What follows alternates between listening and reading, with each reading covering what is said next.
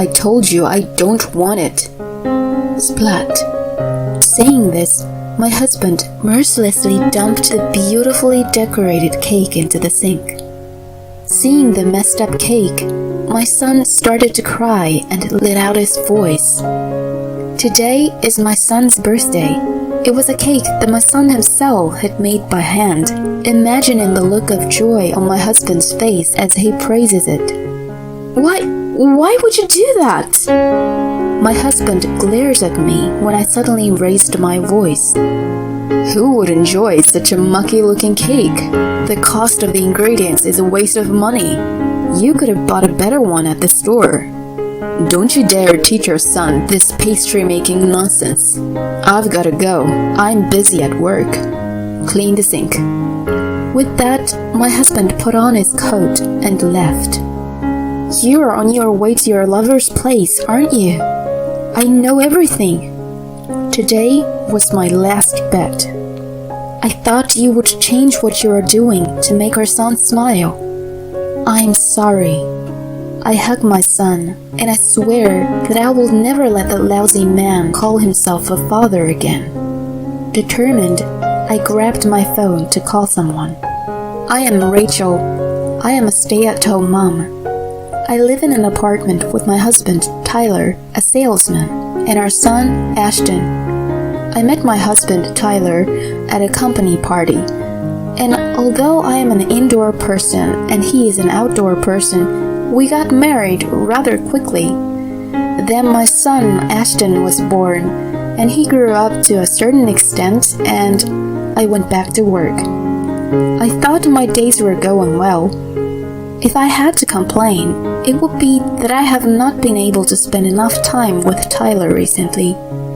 I wish Tyler would pay a little more attention to family matters, since I'm also working at the same time. When I think about Ashton looking a little sad, I think about Tyler as a father. As a male parent, I think he can talk to him about things that he wouldn't with me. I have more time on my hands when it comes to housework, and I think it's only efficient for me to take care of the household in general. I don't have any romantic feelings for him anymore, and he has become a friend who is raising Ashton as a family member. That's about how I feel now. At first glance, my days seem to be normal, but Ashton's birthday is coming soon. Fortunately, this year's birthday falls on a Sunday, and I want to celebrate it in a big way. My parents, who are usually too far away to see me, will be sending me a present for Ashton's birthday. They're going to send him a present without telling me what it is. I haven't heard what it is, so I'll have to wait until the day of the party to see what they send. I'm worried about Tyler because he's working, and he sometimes goes out for work on Sundays. I made sure that he would keep his schedule open for his son's birthday, which comes but once a year. I was a little worried that he seemed to be giving me an empty reply, but I thought it would be right if I had told him in advance. As his birthday approached, Tyler was working more and more on his days off. I thought he was desperately trying to clear his schedule, so I started making lunch for him early in the morning, and I would also make him a meal that could quickly be warmed up for his late return. But then, I was told something unbelievable. A former colleague of mine who had moved told me that Tyler was walking arm in arm with a woman near his current workplace. Maybe he was just playing around. After a short pause, I received a photo of the two of them entering a hotel, even though it was daytime. I was surprised to see them walking arm in arm, but in reality, I had already witnessed the decisive moment. At first, I didn't think it was possible, but after being shown such a picture, I couldn't have blind faith any longer. I decided to sneak a peek at Tyler's computer and phone. What I found there were numerous messages that clearly indicated that he was cheating on me. They exchanged naked photos and graphic texts. as if he thought I would not notice. Tyler was apparently cheating on me whenever he said he had to work on his days off. Moreover, the text messages even suggested that the other party was married. It was further revealed that the partner in the double affair was a former colleague at work who was now a full-time housewife. To my surprise, the husband was an employee of Tyler's company's business partner. At first, I was angry and thought about questioning Tyler. But then I realized that it might not end well. Desperately calm and careful in my preparations, I asked for advice from my family at home and other trusted people in the company. If the truth be told, I wanted to immediately confront him with the divorce papers, but there was a reason why I just couldn't take the plunge right away. Ashton's birthday was coming up. Ashton had been looking forward to spending time with his father for the first time in a long time. Until Ashton's birthday passed, I decided to pretend I didn't know. I knew I would have to wait to talk to Tyler about it, but I started to preparing for the worst-case scenario. The Saturday before his birthday, Ashton and I baked a cake together. Yes, it may seem a little strange for a boy, but Ashton's hobby is baking. He had heard that a friend of his was baking cakes, and he wanted to try it himself. This year, I helped him make his own birthday cake, which was supposed to be a very fun thing to do. I want to make cakes for Mom's birthday too. My son, who said such things, may indeed be unusual, but he is a good boy who cares for others. He has grown up to be a really kind child, even though I don't remember trying hard to educate him. But then something happens to ruin that. I suddenly have to go on a business trip tomorrow. When Tyler came home, he said that. I was surprised, and Ashton was about to cry. "Oh no, you've been saying this for a long time. Couldn't you have asked someone else to take over for you?" "I don't have a choice. It's a company order. Unlike you, I have a job with a partner."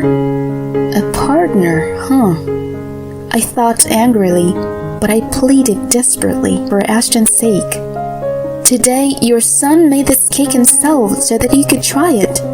I couldn't help but raise my voice, and Tyler gave me a snide look. "That's not such a big deal. You can always buy a cake at the store." "And what about dinner?" he asked. By this time, I had come to expect very little from Tyler, but I guess I still had feelings for the person I had been living with. "At least eat this cake for now, and then we'll have dinner." I guess my words sounded like I was trying to be sarcastic. "That's enough. I'm going out to eat," he said, and just as he was about to leave, he dumped Ashton's cake into the sink. "You should stop this pastry-making hobby of yours too." He said such a cruel thing to our son, and then he left the apartment. Ashton retreated to his room in shock. I too have been standing in the kitchen in front of the cake remnants with my mind completely blank. I didn't think he would treat Ashton so badly so suddenly, let alone me. Ashton's baking may indeed be an unusual hobby for a boy, but it was impossible for a parent to ruin it. How on earth he could do that, I had no idea. Even if the relationship with his mistress was that important, the bond between parent and child should be different. I realized that about 2 hours had already passed, and Tyler had not returned yet. I wondered if this might have been an affair, but I had no choice but to make up my mind. I guessed that tomorrow's business trip would be another date with his mistress. I sometimes wondered if it was the other side's convenience that made him say he was going on a business trip so suddenly. Then I got angry for the sake of my beloved son and started contacting my parents and others who could help me. I could no longer suppress my anger, not so much for my own sake, but for the sake of my son. I was going to give it a little longer to see if my husband could change. I know I sounded like an idiot, but I thought there might be some family love left in him. We had talked about this beforehand, and things went smoothly from there. I was surprised at the sudden turn of events, but by the evening of the next day, I left the house with Ashton with a present that arrived from my parents' house. I felt sorry for Ashton, who had the worst birthday ever, and also Tyler's anger became the driving force behind my actions. The destination was not my parents' house, but a hastily decided evacuation site the day before. From this point forward, my story is a mixture of what I heard through others. 2 days later, Tyler returned from his business trip, and he was surprised to see his apartment in ruins. On the table was the divorce papers, and most of the furniture and appliances were gone. Tyler had originally paid the rent for the apartment, and most of the other living expenses were shared by me. More of the household goods were also bought by me. I moved all of this out in one day, which was only possible because of the help of a collaborator, who will come up later. Anyway, Tyler tried to contact me first.